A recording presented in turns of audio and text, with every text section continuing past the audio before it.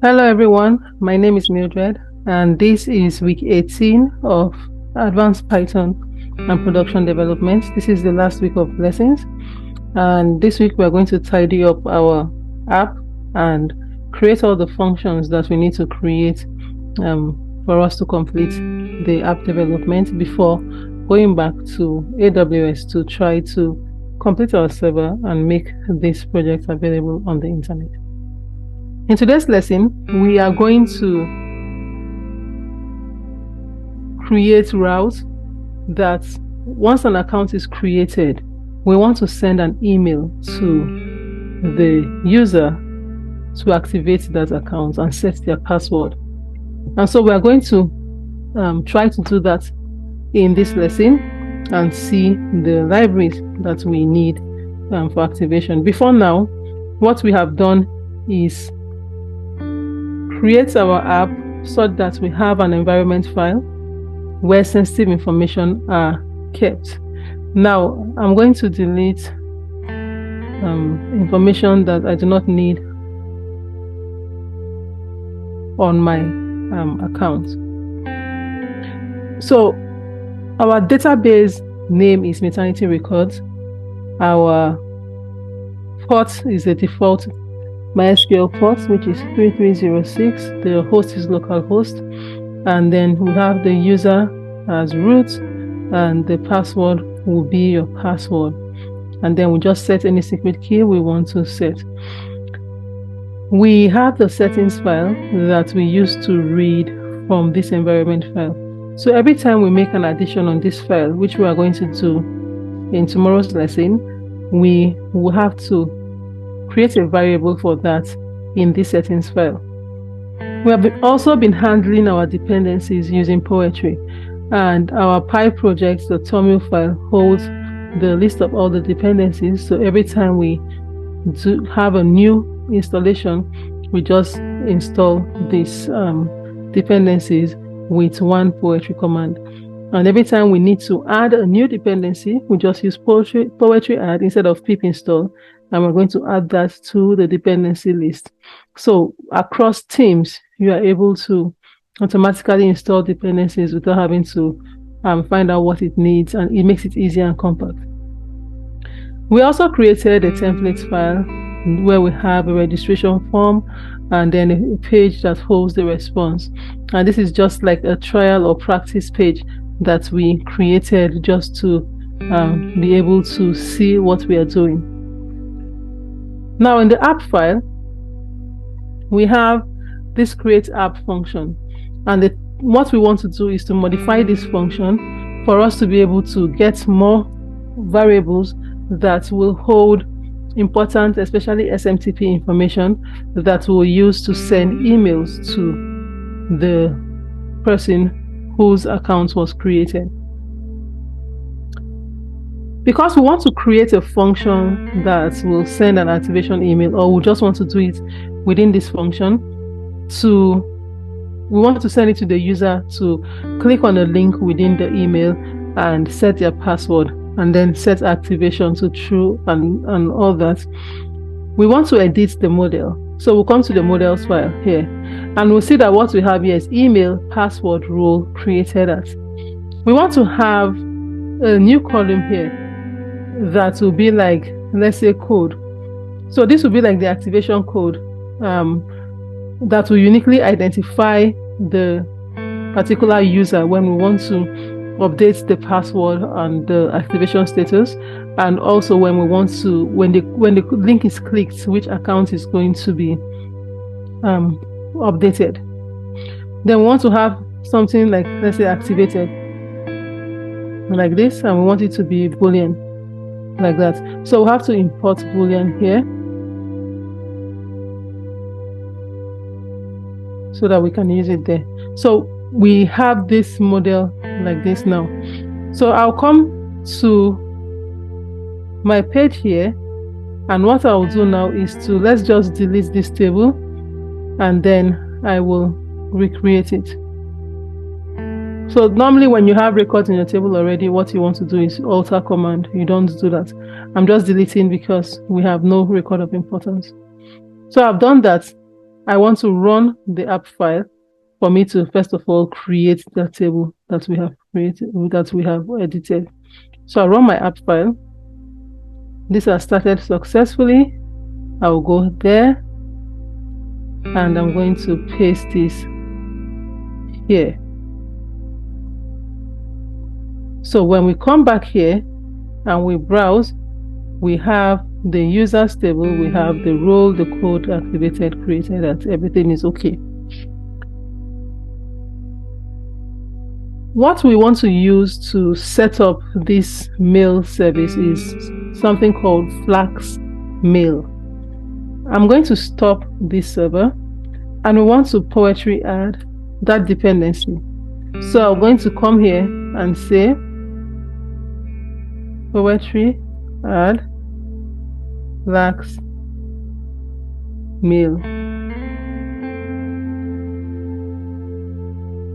So this has installed that dependency, and when we come to this, we'll see that Flask-mail has been added here.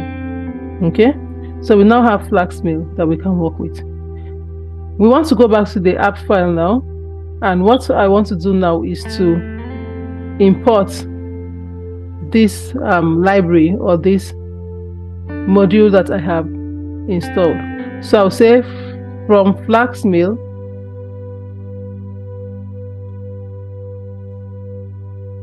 I want to import mail and message. Okay, and then I'll come here just the same way we instantiated this to create an instance of the mail. So we have this mail, so we can easily use this. Okay, so the first thing is we use Flask-mail. We have to install the library or the module, and then we imported that module, and then we created an object of the class mail. Now we want to add SMTP credentials, and this will be different depending on what mail service you use. So for those of you who do not have your own domain or private email, you'll most likely be using all those free mailing service like Gmail and Yahoo. You can easily research to know what their SMTP credentials are. You want to know what the name of the server is, what the port is. I think for Google is smtp.google.com, and somewhat similar for Yahoo. And then you look at the port number. Most of the time is 567, or they have different port numbers depending on whether it is going to use TSL or SSL. And then you want to now provide the name of your email address that you are going to log into and your email password. Now, if you are using those free mail service, you need to change your security settings to allow less secure app so that it will allow this to log in and send messages. But I have my own mail. I have my own email that I'll use. I have my own domain, so I'm going to be using that domain of private email. Take note that the credentials we are using here is sensitive, and so later on, when we get the hang of this, we are going to move every credential to our environment file, so that you have to provide them on the server, or you provide them somewhere else without having to hard code them in your code or sending your code to GitHub. So after this app.config here, I want to put I want to add more configuration. So say app.config. I want to put the mail server. So I'm going to put mail server. I think I'll put all in uppercase. And then the mail server is, so if I had it in my environment file, I would have said settings dot whatever name I had in my environment file. But here, let's hard code them here, and then we'll move them to the environment file later on. So I don't want to use Gmail. I want to use my mail server. So I'll say mail.privateemail.com. App.port is, I'm going to be using SSL, so I'll use 465. All the mail service will tell you what these credentials are. So if you want for Gmail, you can easily research the SMTP credentials for you to add it to an app. So to use TSL, I'll say false. I use SSL, I'll say true, and then I'll provide the username and the password. So I'll use my username and just set up an email service just for this, for the purpose of security. So I'll put accounts,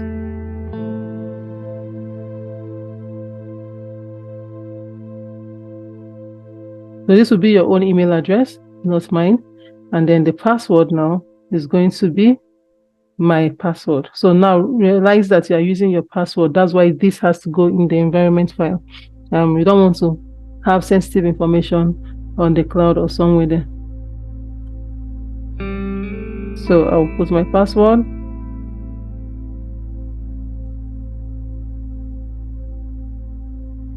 Right.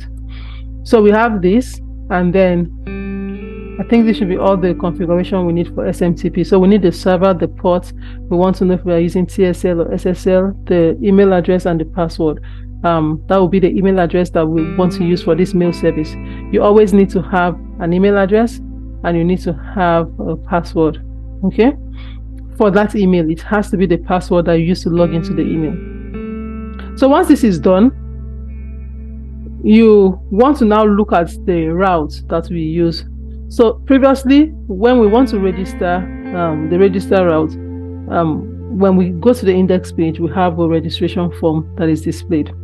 When the person is registered, what now happens is that it inserts into the database the person's user, email, and password, and then it renders the template response.html and brings this credential. So let's remove this, and this is not the credential that we want to use going forward. We want to change what is going to send back. So we're going to change this route. What we want to do here, we want to be able to, after inserting the data, we want to insert both the code and the and we want to insert the password is already here. So what we want to insert is the code, and then we want to now send the email to the user.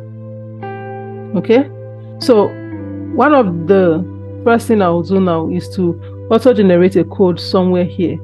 So let's say when we get the role, let's get the code. So code is just something random that we want to be unique for the user. So let me say I want this, let's say .join, let's make it random like this.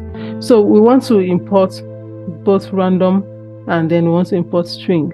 So let me just use this to quickly fix that. Import string, and we'll import random. Okay, so we have this fixed. So all this is doing is just to give us a random 6-digit code that will be unique to this user. And so when we want to say updates, we want to say where the code is this. When it sends an email, it wants to send it with this code, so that when the user clicks on the link to activate the account, it's going to activate where the code is this. Okay, so now we're going to change this one so we can have code also here. So we'll say code is equal to code, like that. So we have that updated. So now we want to do something before it renders this. We want to change what we're doing. We want to send an email, and we want to say message is equal to, let's have a subject,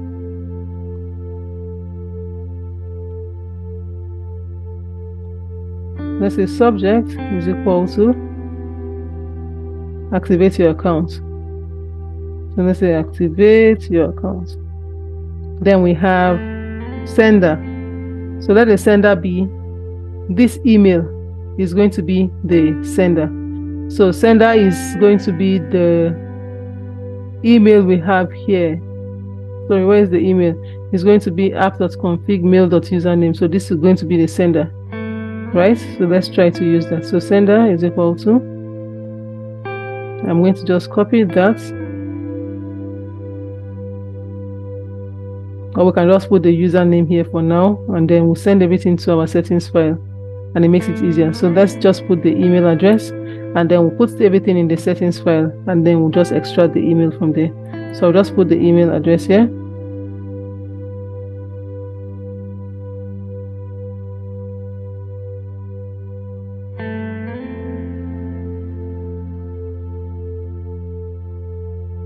And then we want to get the recipients.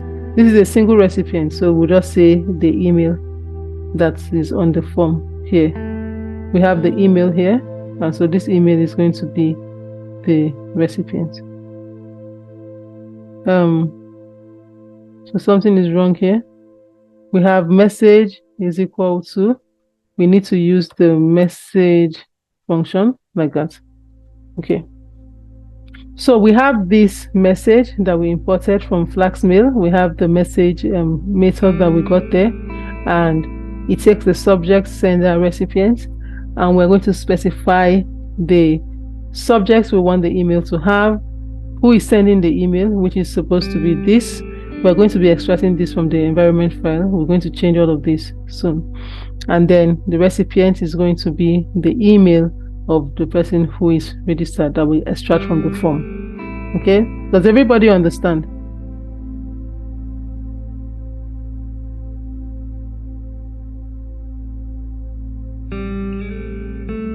Not very well for me, but I'm feeling like hopefully Okay. So we have the message body. We want to say message dot body. And what we want to do here is to say, click on a link to activate, and we want to put the link. So let's use format string. So I'll say, click on this link to activate your account. And what's the link now? So this is the link we want. We want let me put this to just extract from the environment file, so that when we change things, it's not going to have too much problems. So we'll say HTTP, which is going to be our local host. When this thing goes live, if we are getting this from the environment file, then it's going to be your domain here that you'll be putting here. So we want it to get the settings.db host, which is localhost, and we know this is running on port 8080 when we ran it the first time. Let's go back to see what port. It's running on port 8080, and so we're going to come here to say include the port here, db host, and then we'll put the port 8080, and then we'll put, let's create a route, activate. We'll create the route later, and the activate route is going to handle something else for us. It's just going to handle extraction of the email and the code from the arguments, from these arguments that we're sending, and then it is going to send it to a template, and that template is where the user will set their password. Let's do it first, and I'll explain it again. Let's just make sure that what I'm doing is correct first.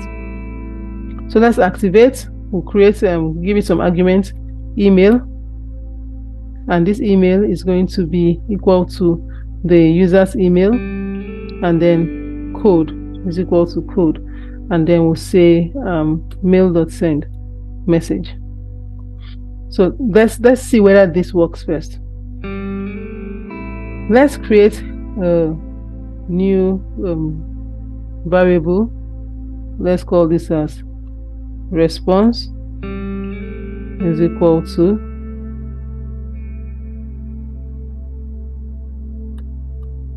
let's say an email has been sent to email, please check your account. Then we want to return render template, and we're going to be sending response is equal to response. Right? So let's say result response is equal to response. So this is what we're sending to the response.html file. And when we come here, let's just put a p tag and put the response here and see if this works first. So we just put the response here. Okay. So we've done it like this. We'll have to create the activate route that will display a form, and that means we want to create a new form here. Let's call that form, for instance, verify.html.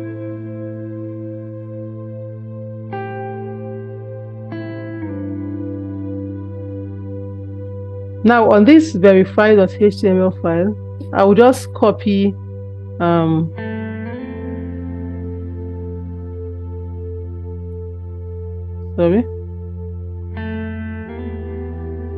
I'll just copy this and I'll paste it here. And for this, I'm going to create a form here on this verify.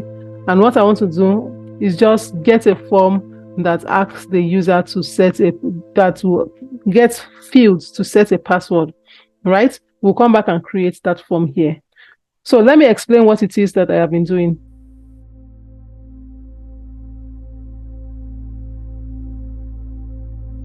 So what I'm doing here is on the app file, we are changing the route for register. That when a user is registered or when a user registers or signs up, it inserts that into the database table, right? The user's table. And we want it at the same time to send an email to the email address specified on the registration form or that was stored in the database. We edited the user's model to have a code column, and we wanted it to have an activated column. We wanted to set activated in as yes or no, or 0 or 1, and we wanted to have a code that is randomly generated, so that code will become the identity for that row of information that will pass to the URL when the user clicks on the activate link. Now the activate link we are putting here, that it should be a link that matches the directory structure of whatever we are looking for. Now we know that when we run this app, it opens on port 8080. It's always localhost column 8080. Localhost IP address for localhost is 127.0.0.1 that we usually see, and then it always runs on port 8080. Then we want to create a route activate, and this activate route, what we want to do with it is to redirect the user to a form that we created before we created the route, the verify form, and this form will let the user set their password. So let's create the activate route first before we come back to look at the verify form that we are doing. So I'll say app.activate. Let's say the activate is the get method, and all we want it to do is to get the argument email and the code. Okay, so this is even, we don't even want it to be this complex for now. Let me just take this away. We'll make it very simple. We want to get the email. Now if you look at the link for the activation, we have an email argument and we have a code argument. We want to extract this here, and so we'll say request.ask.get email, request.ask.code, and then we'll just return the verify form. So we'll say return render template, and want to render a template called verify.html, and let's just pass just the code. I won't use the email on that form. Okay, so we don't actually need this email. But again, there are different ways to do this. We are trying to make it as simple as possible. Okay, so we rendered a verify template, which means we are passing the code to this template, which now means that when we create our form, we want to make the hidden field that code, and so we will update that row of information by that code. So let's create this template. We'll create a form here. Let's use the history tag and say set your password. Create your password, and then we want to create a form. So let's say form action, and the action will be equal to, let's say we have a route called confirm that we're going to create that will now do the update, and we'll say method is equal to post. Like that. Then we want to have the password field and the confirm password field. So we'll say input type password,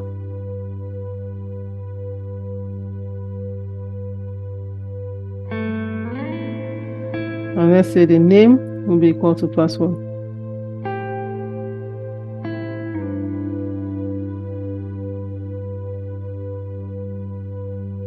Then let's put the text here to say new password like this.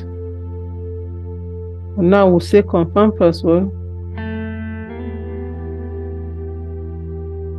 I'll say let the name be C password. Let's make it short so that when we're calling it, we'll know what to put. C password will be the name. And I want to put a hidden field now where I will take that value.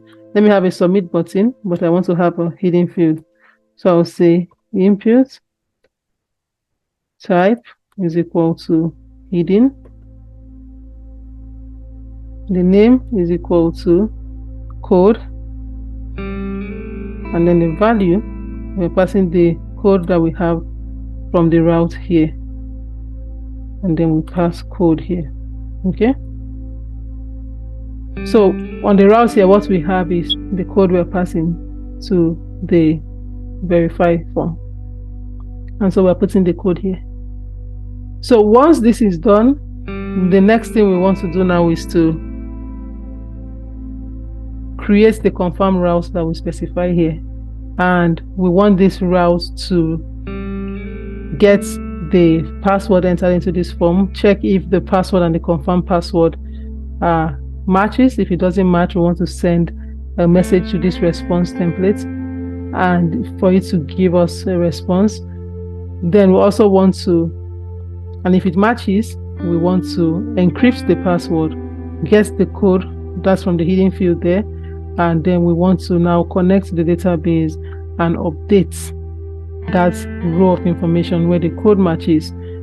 And then we're going to check if this account was created, if an email is received, and if the password was later set, and if that account was activated. Okay, so let's come here and create the activate the confirm route. So I'll say add app.route. Don't worry if you don't understand now. I'm going to go over it again. Let's just get it done and see it is correct first. So we'll say confirmed, and the method will be post. So I'll create a function def confirmed, and this confirmed function, I want to get, if the request method is post, I want to get the form, get what is entered into the password and the confirm password field. So let's start. If request method is equal to, or request.method, sorry, is equal to post, I want to say my result is equal to request.form. And then I want to get what is stored here in the result array. So I'll get password is equal to result password. I'll get C password is equal to result C password. These are the names that we gave to the form field here, password and C password is what we have here, the name. And this one, the name is code. So we also get the code too. Let's say code is equal to request code. So we've extracted all of the information from the form. We want to check if password and confirm password are the same. So we'll say if password is not equal to confirm password. So let's say if password is not equal to confirm password, then we want to have a response. Password does not match, and we want to pass it to this response on the response.html to now be password does not match. If it does match, what we want to do is to say, before we store this password, we want to have it encrypted. So we'll say password is equal to cipher.encrypt password, and then we connect to the database now, and we'll say with engine, no, with create engine, and we have the URI is here, so let's use this. So let's say with create engine,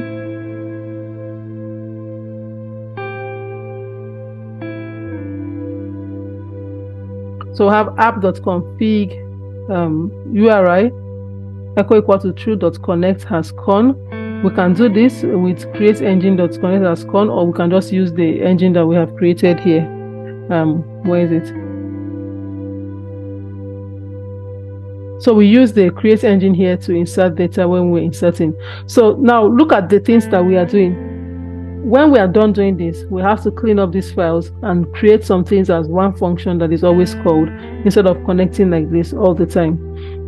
So we're just doing this in a less Pythonic way or less professional way, and then we'll retrace and make this code more compact. So the more we do it in such a way that we see everything we are doing and the reasoning behind it, the better understanding you might get before we now begin to reorganize the code. So we want to update. So we'll say, so the connection is as con. So we'll say con dot execute, and what we are executing is on the users table. We want to update. So this is going to be the table name. So let's put double underscore table. Right? Dot update. So what we are updating is these values where code is equal to code. So let's say I'm going to change this code here. This was autocomplete. Let me change this. So we execute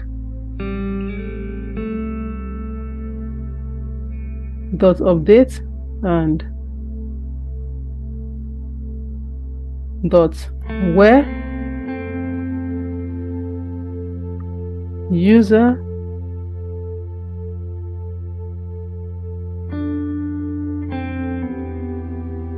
users dot user dot the column name is code now is equal to the code that we stored in this code variable here. Okay, and then we'll now put the values. We want to put the value of the password, and then activated we want to set it to true, and then we'll commit this transaction, and then we'll say response equals to account has been activated, and then we'll return render template response.html, and then we'll send this response account has been activated to it. But we'll commit the transaction first. So we'll say connection.commit con.commit.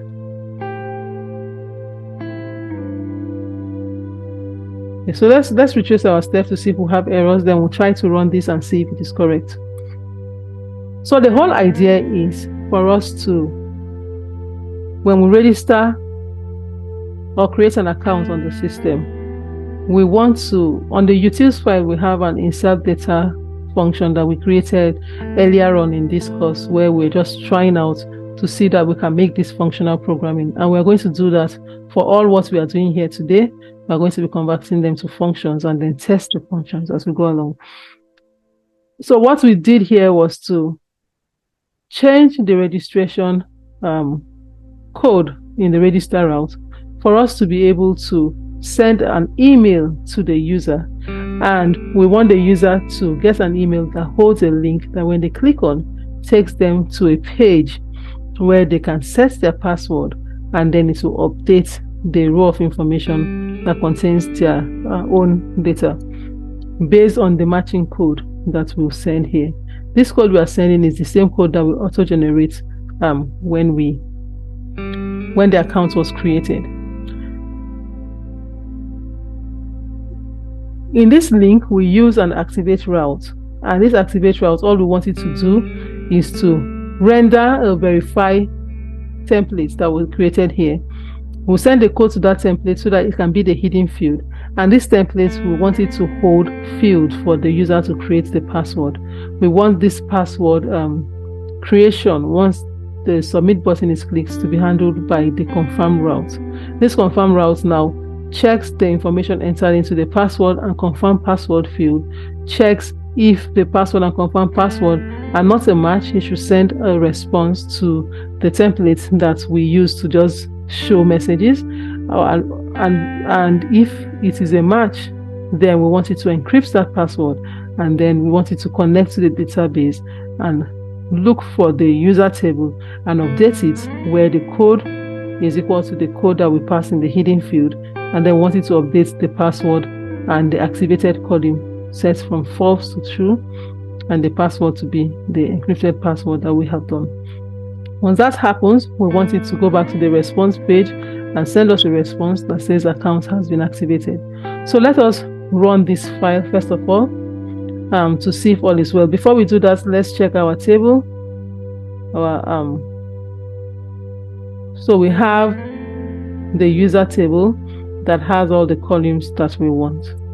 So we want this email. I'm going to be sending this to this email, and I want to see that email come here once we start the server. So let's run this file. So all is well. We have it still on port 8080, but we already have that open here before. I'll just close that and open a new one. We have it open. So we want to register an email, and let's say lovelyie@gmail.com, and we'll select the role to be, let's say, client, and submit. So it said an email has been sent to the email address. Click on the link to activate your account. I'll go to the email. I have the email here, and it sent a link. This link holds the email and also the code. If this is okay, it is going to send me the form. So let's go to this to see how it is. So it inserted the email encrypted like we wanted it to be. The password is blank because we've not set a password. The role was client. It inserted a code and activated is set to 0 by default. The account is not yet activated. So we want to come here now to fill the form. Let me give you the password.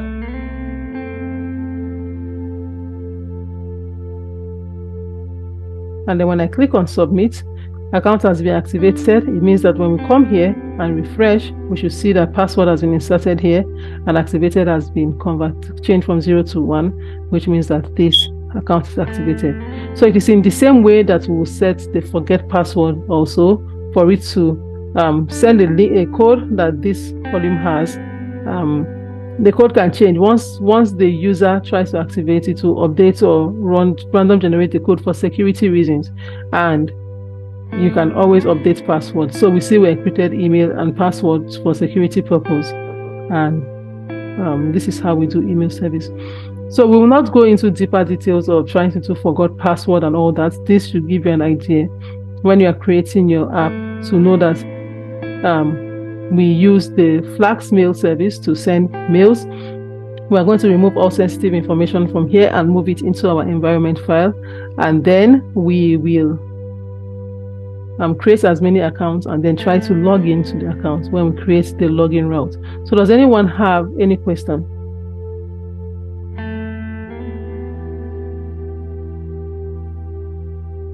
No question. Okay. So tomorrow's lesson, we want to create the login route, and we want to we want you to be able to follow along on how this user account is created and how we're going to move all of this sensitive information to the environment file. And so we're going to stop here for today, make the video available so that before tomorrow's lesson, you can watch the recorded video, follow along, and make sure you understand, or come with your questions if you don't understand, as this is the last week when we are tidying up all the code for the class app. All right. So if there's no question, this is where we end this lesson.